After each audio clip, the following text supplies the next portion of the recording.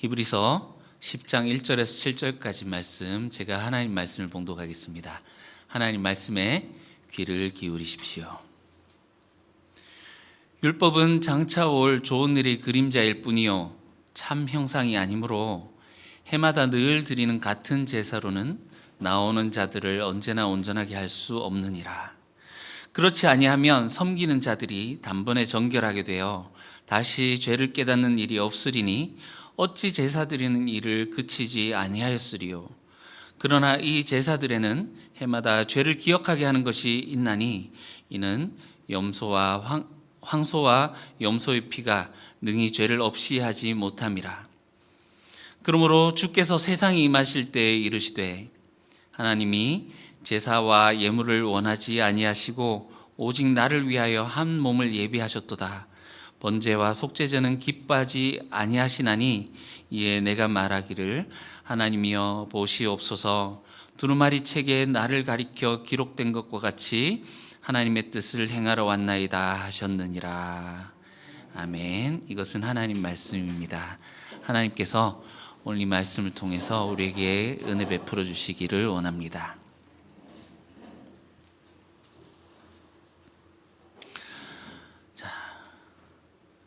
여러분, 이 히브리서를 크게 1부, 2부, 3부 이렇게 볼 수 있다고 했습니다. 여러분도 기억하시겠지만 1부는 말씀 신학이라고 할 수 있겠죠. 처음에 태초에 하나님께서 옛적에는 여러 선지자들 통해 여러 모양으로 말씀하셨지만 이 세상의 마지막 날에는 아들을 통해 말씀하셨다는 걸로 시작해서 마지막에 하나님의 말씀은 살아있고 운동력이 있어서 좌우의 날선 검보다 날카롭다 하면서 이 하나님의 말씀을 무시하고 거부했던 자들에 대한 심판 이야기, 그것을 다루었던 말씀 신학이라고 할 수 있겠고, 요 뒤에 나오는 2부부터는 성육신 신학이라고 할 수 있겠습니다. 그러니까 이 멜기세덱의 반차를 따라서 온 제사장이 있는데 알란가 모르겠네 하면서 그죠? 그 예수님이 이 땅에 오신 그 레위 반차를 따르지 않은 멜기세덱의 반차를 따른 예수님, 이분이 대제사장이시다 하면서 이 첫 언약 때의 그 제사와 장막과 제사장과 그리고 예수님과 맺은 이 새 언약의 제사와 장막과 이런 것들이 계속 이제 비교해 나왔던 것을 여러분 기억하시죠? 이제 거의 끝부분에 있습니다. 그래서 오늘 이제 보시는 이 본문이 이제 마무리를 하면서 이제 또 세 번 반복하는 그 부분의 마무리이기도 하면서 모든 것을 이제 종합하는 핵심 중에 핵심이라고 할 수 있겠죠. 1부와 2부 전체를 아우르기도 하고, 그래서 모든 주제가 여기 담겨 있다고 볼 수 있겠습니다. 자, 1절을 보시면 율법은 장차 올 좋은 일의 그림자일 뿐이요. 자, 여기서 말하는 율법은 바울이 말하는 그 율법과는 좀 다르다는 걸 이제 보셨죠. 여기서 말하는 율법은 장막, 제사장, 제사, 정결의 의식 등 이 구약의 체계를 말하는 겁니다. 그러니까 첫 언약에 속한 것들을 말하는 거죠. 이 율법은 장차 올 좋은 일, 이거는 이제 예수님을 통해서 하나님께서 주실 좋은 것들, 완전함이죠. 양심이 정결하게 하고 죄사하게 해서 우리를 하나님께 나오게 해서 최종적으로 구원을 하시겠다 하는 그 하나님의 일의 그 목적, 장차 올 좋은 일의 그림자일 뿐이다. 참 형상이 아니다. 지금까지 2부에서 계속 이거 반복해서 얘기를 해왔고, 이제 좀 알겠다 하시죠, 여러분? 아시겠죠, 그죠? 그래서 이게 장막도 결함이 있었고, 제사도 결함이 있었고, 제사장도 결함이 있었고, 그렇지만 이 진짜가 나타났다 하면서 이분이 멜기세덱의 반차를 따라서 나타나신 이분이 진짜 하늘 성소에 들어가서 참 예배를 드리신 분이시다 하는 것을 우리가 봤습니다. 자, 여러분, 이제 총정리를 하는 입장에서 이제 땅에 있는 것, 첫 언약에 속한 이 장막이며 제사장이며 모든 제사가 결함이 있다는 것을 지금까지 봐왔잖아요. 근데 어느 정도로 결함이 있는가 오늘 총정리를 하면서 너무나도 강하게 딱 이야기를 합니다. 여기 1절에 보시면 1절 마지막에 이런 제사로는 나오는 자들을 어떻게 온전하게 할 수 없다고요? 언제나 온전하게 할 수 없다 했는데, 여러분 원어에 보시면요, 영어 성경에는 이거를 굉장히 잘 살려서 번역해놨어요. 우리나라 이 개역 개정은 온유하게 언제나 온전하게 할 수 없다 이렇게 하는데, 결코 절대로 온전하게 할 수 없다. It can never make perfect 이렇게 나옵니다. Never, 절대로. 여러분 지난주에 박 집사님이 세상에 절대라는 것은 없어요 이렇게 얘기를 하셨었는데, 이제 이 제사와 하나님의 이것들을 비교해서 보면서 최종 결론이 뭐다? 해마다 늘 같은 제사로 나오는 자들에게는 결코 그들을 온전하게 할 수 없다. 최종 결론입니다. 여러분 회전목마 타보셨습니까?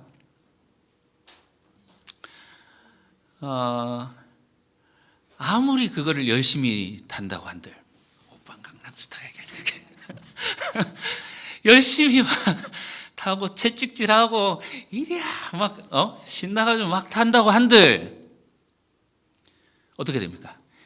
같은 자리만 뱅글뱅글 아무리 오래 탄다고 한들 그 자리만 맴도는 거예요. 첫 언약에 속한 제사는 이와 같아서 여러분 전심으로 온 마음을 다해서 하나님께 정성껏 예배를 제사를 드렸어요. 그리고 이제 속죄일 늘 드리는 그 제사도 마찬가지지만 특히나 1년에 한 번 드리는 대속죄일에 하나님께 정성을 다해서 짐승을 준비해서 갑니다. 짐승을 잡고 진짜 전심으로. 대제사장이 장막에 들어갔다가 조마조마하다가 나와서 하나님께서 용서하셨다 하면은 와 하고 용서하셨다 하지만 또 그 다음 해가 되면 또 쳇바퀴 돌고 하는데, 똑같은 제사 매년 드리는 반복되는 이 제사로는 결코 완전하게 할 수 없다. 회전목마 제사다라는 거죠. 증거를 2절에서 제시합니다. 만약에 그렇지 않았다면, 만약에 이것이 온전하게 할 수 있었다면 섬기는 자들이 단번에 정결하게 되어서 다시는 죄를 깨닫는 일이 없었을 텐데, 이 제사 드리는 일이 그치지 않고 또 드리는 거 하는 거 봐라. 용서만 받았다 못 받았다? 못 받았다라는 거예요. 장로님이 무릎이 아파가지고 병원을 갔습니다. 그런데 이제 퇴행성이라고, 연골이 닳았다고 기다리라 그랬대요. 근데 계속 아프니까 찾아가가지고 아닌 것 같다고 하니까 MRI 찍어보자 해서 찍어보니까 무릎에 이제 염증이 생겨서 그렇게 아팠대요. 그래서 이제 치료 방법이 달라지죠. 그래서 그러고 나니까 지금 이제 훨씬 좋아졌다 이렇게 말씀하시더라고요. 여러분 병원의 치료가 효과가 있어서 치료를 했다면, 완전하게 나았다면 병원에 갈 필요가 있습니까? 없습니까? 없죠. 병원에 가도 엄한 치료하고 막 그 부분을 건드려주지도 않고 낫지 못하면 또 가고 해도 완전하게 할 수 없는 것처럼 말입니다. 물론 우리의 삶은 불완전하기 때문에 한번 나았다고 해서 또 뭐 병원에 안 갈 일은 없겠습니다만, 자, 이 제사의 특징을 3절에서 말합니다. 이 제사들에는 특징이 어떻다고요? 해마다 죄를 기억하게 한다. 기억하게 할 뿐 죄를 없이 하지는 못한다라는 겁니다. 왜냐하면 4절에 그 이유를 명확하게 말하고 있습니다. 황소와 염소의 피가 능히 죄를 없이 하지 못하기 때문이다. 여러분 앞에서 9장 13절 보세요. 9장 13절. 염소와 황소의 피와 및 암송아지의 죄를 부정한 자에 뿌리면 육체는 정결하게 될 수 있어요. 그죠? 그 효과에 대해서 부정하는 건 아닙니다. 그런데 여러분 생각해 보세요. 몸은 깨끗하게 차려입고 막 새벽에 그 뭐라 그럽니까? 이 무당들이 이렇게 목욕제계 하듯이 그렇게 막 깨끗하게 입고 최고 좋은 옷 입고 머리에 분도 바르고 정말 깨끗하게 하나님 앞에 나오는데, 정성껏 나오는데 마음이 더러워요. 마음이 더러워요. 하나님께서 보실 때 오히려 그것이 더 하나님을 경노하게 하는 행위지 않겠습니까? 우리가 애인을 만나러 가는데 말끔하게 차려입었지만 숨겨둔 애인을 만나고 바람 피우다가 그 사람을 만나러 갔어요. 그것을 알고 있는 그 애인의 입장에서는 가증스럽지 않겠습니까? 더 가증스러운 거죠. 우리가 1절에 4절까지 읽어보셨는데 사실상 우리가 이거를 조금 진지하게 읽어보면 여기서 우리가 절망하게 되는 그런 포인트라는 것을 볼 수 있습니다. 여러분, 하나님을 믿는 자들에게 가장 큰 갈망은 무엇입니까? 하나님 앞에 나아가서 주님 전에 거하고 싶습니다. 주님의 임재 속에 거하고 싶습니다 하는 그 갈망이지 않습니까? 그런데 하나님께로 나아갈 수 있는 길이 아무것도 없다. 심지어 이 제사는 하나님이 주신 거잖아요. 그나마 하나님이 주신 건데 그 제사조차도 하나님께로 나아가게 할 수 없는 것이다. 히브리서 저자의 관점으로 보면 그렇습니다.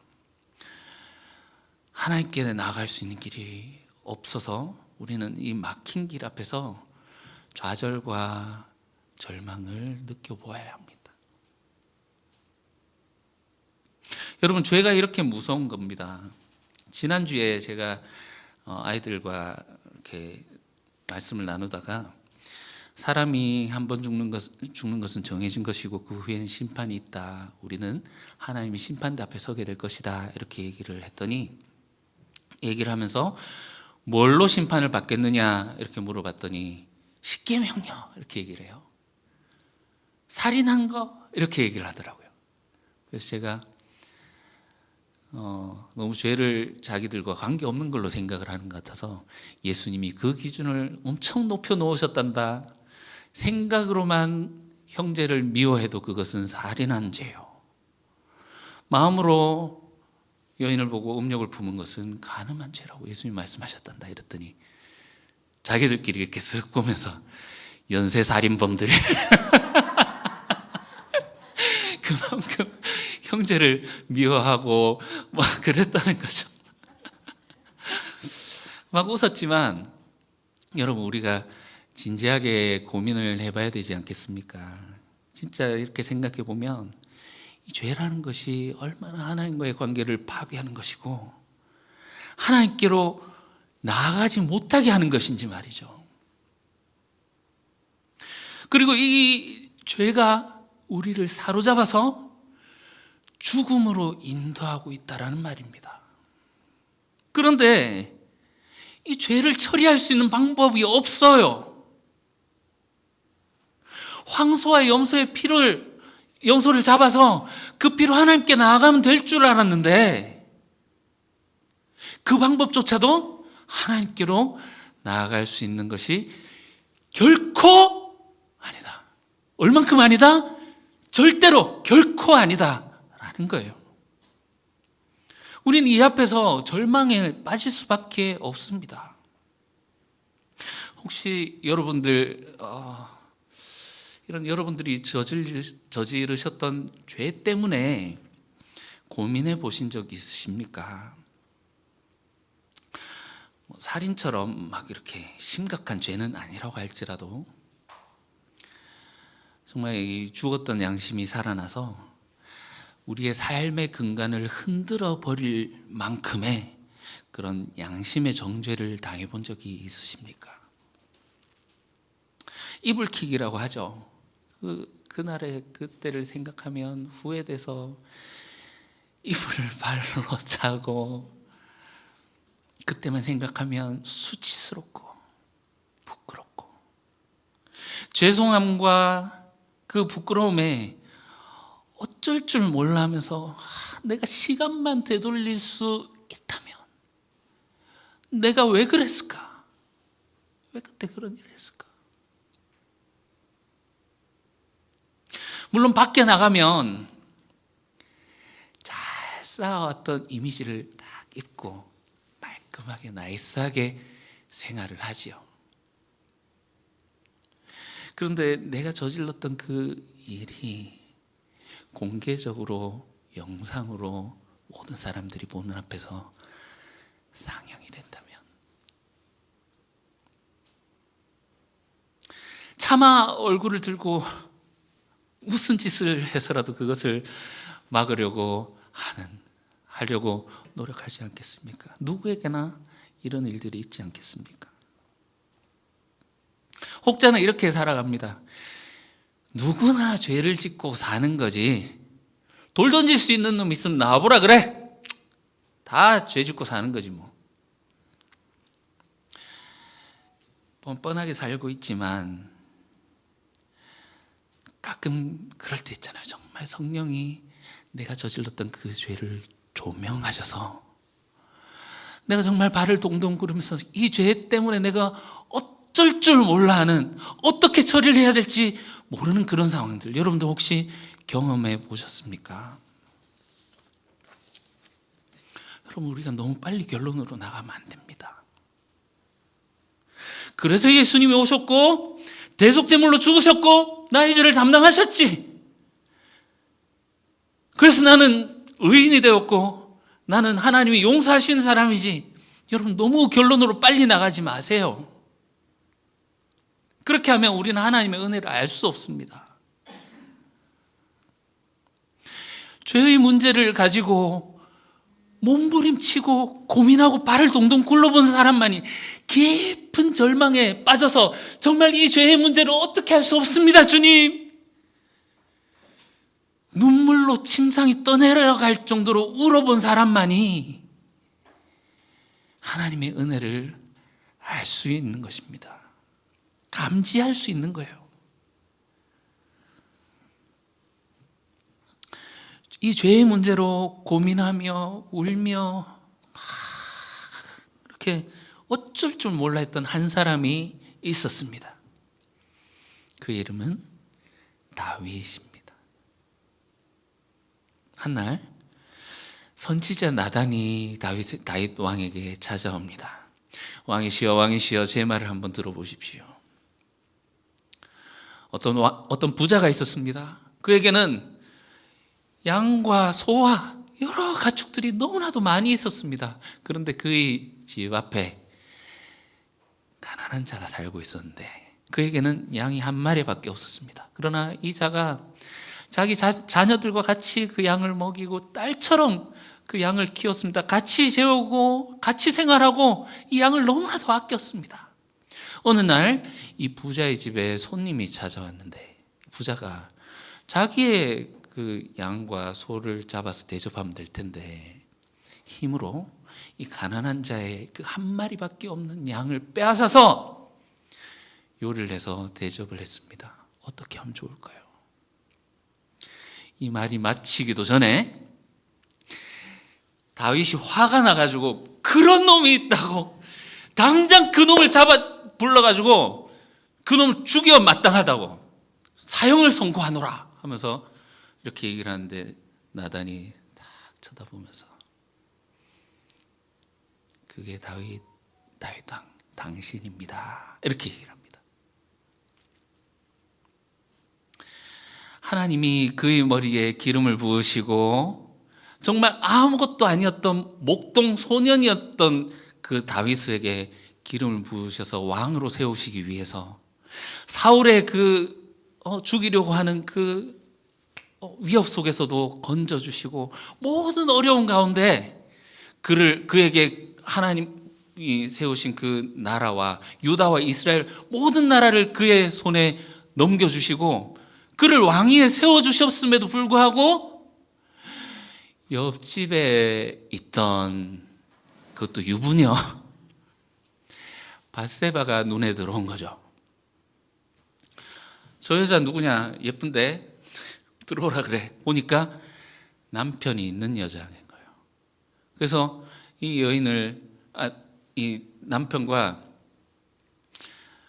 아시잖아요. 그래서 어떻게 하려고 했는데 이 남편이 충정심에 그 아내에게로 들어가지 않고 그렇게 하는 것을 보고 결국 교묘한 수로 그 충성스러운 나라와 하나님께 충성을 다했던 우리아를 그 밧세바의 남편 우리아를 죽여버립니다. 나단이 그 사람이 바로 당신입니다 하는 그 얘기를 듣고 다윗이 어떻게 반응했습니까? 왕이면 너는 봐라 너만 제거하면 아는 사람 없겠네 할 수도 있었을 텐데 이 다윗이 훌륭한 점이 그것이죠. 정말로 충격을 받습니다. 하나님 앞에 서 있으려고 노력했던 사람이죠.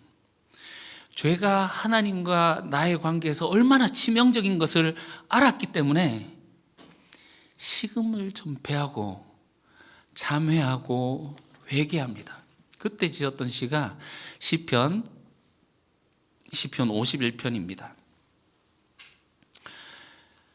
그 시편 51편에 가서 이렇게 제목을 보시면 다윗이 밧세바와 동침한 후 선지자 나단이 그에게 왔을 때 이렇게 나옵니다. 여러분 이 찬양 아시죠? 정결한 마음 주시옵소서. 정결한 마음을 내 안에 주시옵소서. 나를 주 앞에서도 멀리하지 쫓아내지 마시고 주의 성령을 거두지 마시옵소서. 그때 이제 기도했던 거죠. 그러면서 놀라운 고백을 합니다. 주께서는 제사를 기뻐하지 아니하시나니 그렇지 아니하면 내가 드렸을 것이라 주는 번제를 기뻐하지 아니하십니다. 이야, 여러분 이게 충격적인 고백이란 것을 알아야 됩니다. 여러분 다윗의 평생 소원이 무엇이었습니까? 내 평생의 소원, 내 평생의 소원, 주를 위해서 내가 성전을 짓는 것이 나의 평생의 소원입니다 했던 사람이에요. 성전을 지어놓고 주님을 잘 모시는 제사를 지내기를 원했던 사람이 바로 이 다윗이라는 거죠. 그런데 그리고 이 당시에 제사의 중요성이 얼마나 중요했는지 여러분 아시지 않습니까? 그런데 그런 다윗이 이런 고백을 한다고요? 주께서는 제사를 기뻐하지 아니하시고 번제를 기뻐하지 않으십니다. 그랬으면 제가 드렸겠지요. 아마 자기가 저질렀던 이 죄가 너무나도 컸기 때문에 제사와 번제 드리고 다 회개합니다. 이제 끝. 예수님 용서하셨네. 이렇게 할 수가 없었던 것 같습니다. 그 죄의 무게가 너무나도 크게 느껴졌기 때문에. 그래서 이 다윗이 하나님의 긍휼함에 기대어서 나아갑니다.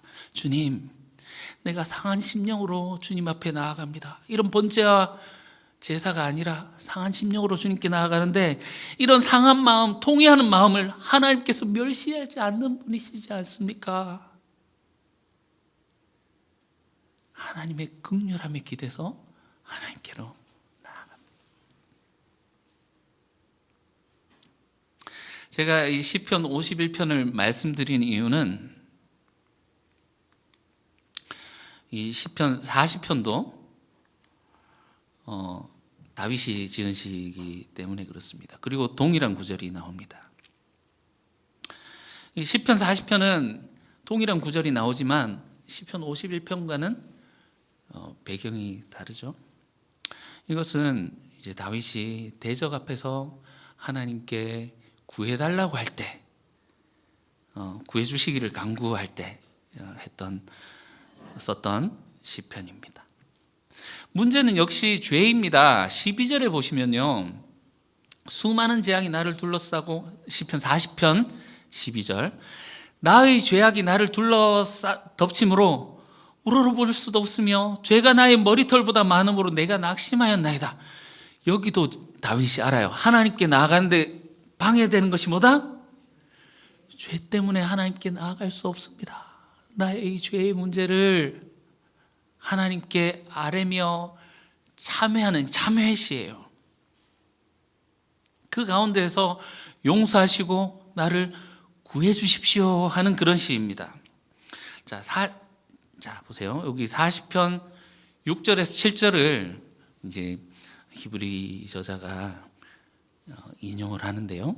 여기 보시면 주께서 내 귀를 통하여 내게 들려주시기를, 하나님께서 다윗에게 들려주신 거죠. 하나님은, 이거는 아까 거기서는 이제 다윗이 깨닫고 고백했던 거지만 이거 하나님이 직접 말씀하신 거예요. 나는 제사와 예물을 기뻐하지 않는다. 번제와 속죄제를 요구하지 않는다. 이렇게 하나님 말씀하십니다. 자, 참고로 여러분, 우리가 히브리서를 읽기 위해서 알아야 되는 기본 지식이 있습니다. 지금 우리가 보는 이 성경본은 마소라 텍스트라고 합니다. 구약 성경이요. 마소라, 여러 번역본이 있는데 예수님 당시에 그리고 초대 교회들이 보았던 성경의 번역본은 70인역이라고 합니다. 마소라 텍스트하고 70인역에는 서로 조금 다른 부분들이 있어요. 결국은 연결이 되긴 합니다만, 여기 마소라 텍스트에는, 자, 여기 직역을 하면 이래요. 하나님께서 제사와 예물을 원하지 아니하시고 오로지 나를 위하여 귀를 열어주셨도다, 귀를 파내셨도다, 이런 의미거든요. 귀를 열어두셨도다 했는데 70인역을 보면 하나님이 제사와 예물을 원하지 아니하시고 오직 나를 위해 한 몸을 예비하셨도다, 이렇게 나옵니다. 그래서 우리가 이 시편 40편을 70인역으로 보실게요. 우리 같이 한번 읽어봅시다. 하나님이 제사와 예물을 원하지 아니하시고 오직 나를 위해 한 몸을 예비하셨도다. 자, 번제와 속죄제를 요구하지 아니하시니 이제 내가 말하기를 보시옵소서.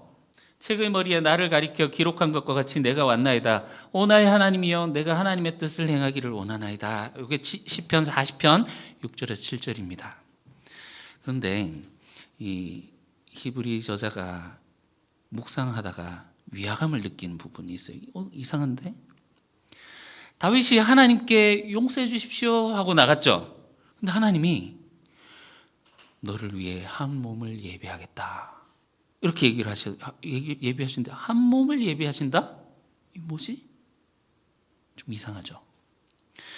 자, 나를 가리켜, 책의 머리에, 두루마리에 성경이 나를 가리켜 기록된 것과 같이, 여러분, 다윗 시대에 다윗에 대해서 기록한 것이 있을까요, 없을까요? 있을 적이 없잖아요. 다윗이 살아있는데. 나를 가리켜 기록한 것 같이 내가 왔나이다? 뭐지? 여기서 이 내가 누구지? 도무지 알 수 없는 문제예요. 그런데 예수님의 십자가, 이 땅에 오셔서 십자가에 달려 죽으신 그 예수님을 보고 나니 이것이 명확하게 보이더라는 겁니다. 자, 앞에서 나를 위해 한 몸을 예비하셨도다 할 때 이 나는 누구입니까?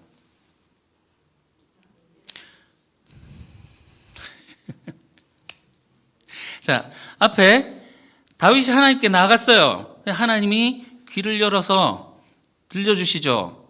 내가 제사와 예물을 원치 않는다. 그리고 너를 위해 한 몸을 예비하겠다. 지금 나를 위하여, 여기 나는 누굽니까? 다윗이죠. 좋습니다. 번제와 속죄제를 요구하지 않는다 하니 여기 내가 말하기를 이 내는 누구입니까? 여러분, 여기에서 히브리서 저자가 하나님과 그 아들의 대화를 발견한 거예요. 하나님이 내가 한 몸을 준비하겠다. 내가 번제와 속죄제를 원치 않는다. 한 몸을 준비하겠다 하니 예수님이 내가 제 성경에 기록된 것 같이 내가 왔습니다. 오 주님, 내가 하나님 당신의 뜻을 행하기 위해서 왔습니다 하는 하나님과 아들의 이 대화를 다윗이 들었다라는 것을 히브리 저자가 발견한 거예요. 이해 가시죠, 여러분?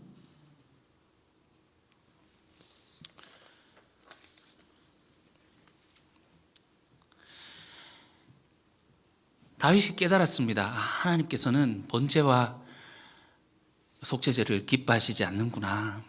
그리고 하나님과 우리를 가로막는 게 죄구나. 그리고 하나님 이 죄의 심각함을 절실하게 느꼈기 때문에 고백했습니다. 이 번제와 속죄제, 제사 예물을 하나님께서 기뻐하시지 않는다.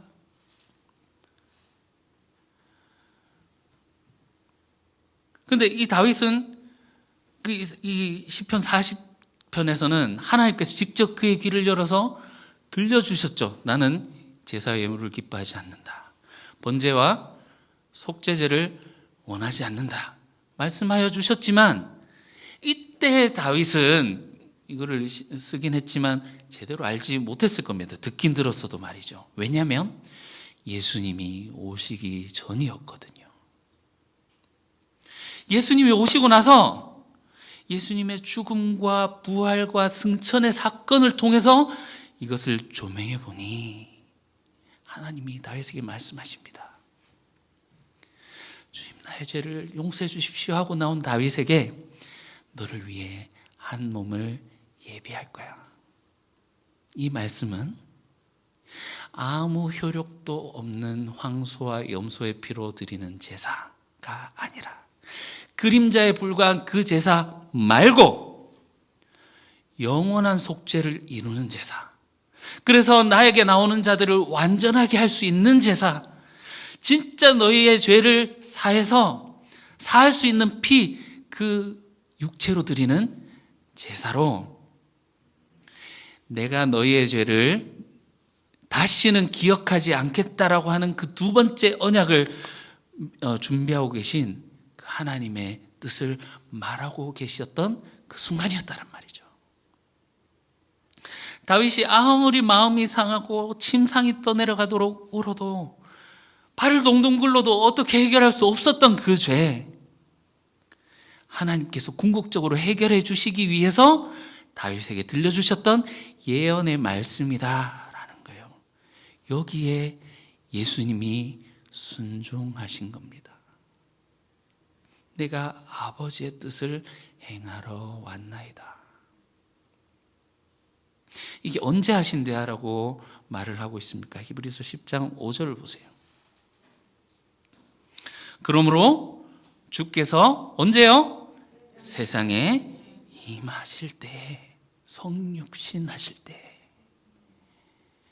우리와 똑같은 몸을 입으실 때 하나님께서 내가 번제와 속죄제를 원하지 않는다, 기뻐하지 않는다 하시니 아들이신 예수님께서 내가 하나님의 뜻을 행하기 위해서 왔나이다. 예수님이 이 땅에 오심은 이렇게 우리의 죄를 속하기 위한 제물이 되기 위해 순종하기 위해 오신 순종이었다는 사실입니다. 예수님 죽음만이 아니라 예수님의 모든 삶의 여정이 하나님께 대한 순종이었습니다. 예수님이 그가 육체에 계실 때에 심한 통곡과 눈물로 간구와 소원으로 하나님께 올려드렸던 이유, 여러분, 우리와 똑같은 육체를 입으셨기에 우리와 동일하게 죄에 빠지실 수 있었던 그분이 우리를 살리기 위해서 모든 죄악으로 들어갈 수 있는 길들을 다 막고 참으신 거예요. 그러니까 통곡과 간구로 하나님께 드릴 수밖에 없는 거죠. 그 순종의 절정이 십자가이지 않습니까? 십자가에서 아무 죄도 흠도 없는 그분께서 우리의 죄를 사하시기 위해서 십자가에 올라가셨습니다. 여러분, 정리하겠습니다. 우리의 눈을 들어서 대제사장이신 예수님을 바라보면 좋겠습니다. 우리가 아무리 몸부림쳐도 해결할 수 없는 문제를 해결하기 위해 주님께서 오셨습니다. 그분의 오심은 하나님에 대한 철저한 순종이었고, 처음부터 그 순종의 길은 죽음으로 향해 가는, 죽음으로 정해져 있는 길이었습니다. 내가 하나님의 뜻을 행하러 왔나이다. 하나님의 뜻이 무엇입니까? 하나님의 뜻은 우리를 완전하게 하셔서 하나님과의 언약 관계 안에 거하게 하기를 원하십니다. 그래서 새 언약을 맺은 것이지 않습니까? 여러분, 우리가 죄 때문에 몸부림쳐봤다고 하지만 우리보다 하나님이 더 괴로워하신다는 사실을 우리가 볼 수 있으면 좋겠습니다. 여러분, 우리가 하나님과 그 새 언약과의 관계에 들어가겠다고 우리가 예수님의 살과 피를 나누어 먹고 마신 자들이지 않습니까? 여러분, 회전목마 제사에서 떠나십시오. 주일날 한 번 드리는 예배로 절대 만족하시면 안 됩니다. 날마다 숨 쉬는 순간순간마다 걸음걸음마다 우리와 함께하기를 원하시는 그 주님과 동행하시며 그 언약 관계 안에서 주님과 함께 하시기를 원합니다. 여러분, 하나님은 여러분을 원하십니다. 예수님이 하나님의 뜻에 순종으로 모범을 보인 것처럼 우리를 하나님의 백성으로 부르셨는데, 여기에는 우리가 하나님 뜻에 순종하도록 하기 위한 주님의 사랑이 담겨 있다는 사실을 알고 주님의 그 은혜 가운데 주님과 함께 동행하며 살아가는 저와 여러분들 되시기를 주님의 이름으로 축원합니다. 기도하겠습니다. 사랑하는 주님, 죄에 빠져 그 죄의 올무에 걸려 어떻게 하지도 못한 채 죽어가고 있는 저희들을 살리시기 위해서 한 몸을 예비하셨고, 또 그리스도의 순종하심으로 말미암아 하나님의 뜻을 이루신 주님의 그 사랑과 은혜를 우리가 바라봅니다. 우리와 사랑의 관계, 언약의 관계를 늘 관계 가운데 우리를 초대하시오니 우리가 그 초대 무시하며 외면하며 사는 것이 아니라 주님의 그 은혜를 알고 사랑을 알고 주님의 뜻 가운데 살아가는 저희들 되게 도와주시옵소서. 예수님 이름으로 기도합니다. 아멘.